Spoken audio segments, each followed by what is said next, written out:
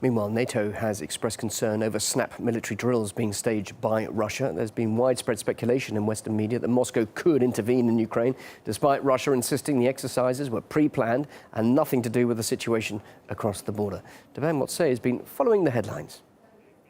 If you've read the paper or watched the news these last few days, it would be understandable if you're feeling a little anxious. After all, just look at these headlines. Russia flexes its military muscle. Putin orders militaries to readiness. And the U.S. wants Russia not to intervene. Now, to someone out of the loop, it all sounds like a bad plot from a very bad World War III movie. What's worse, it's not just the ad revenue-hungry news outlets peddling this.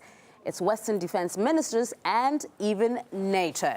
Now, the alliance says that Russia is holding military exercises now is being provocative, irresponsible, and, according to some of its members, even dangerous. Now, a serious charge by any measure, except one that NATO and its members don't take very seriously when it comes to their own gains.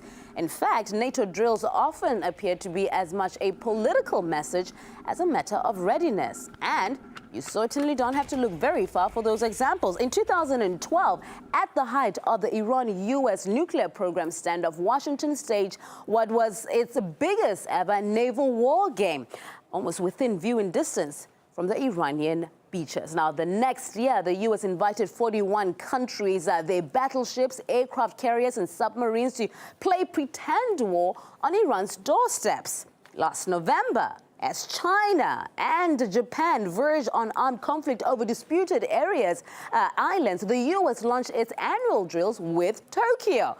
Now, once that, by pure coincidence, says Washington simulated an island capture.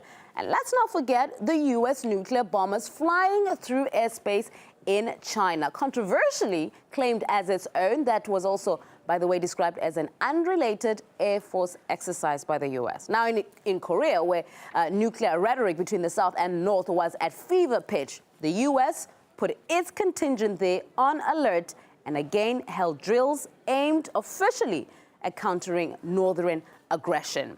Now, all these examples just from the past few years. So, perhaps Mr. Rasmussen and U.S. Defense Secretary Chuck Hagel may want to be a little bit more subtle when it comes to them criticizing other countries for holding military drills, especially when they're happening in their own territory.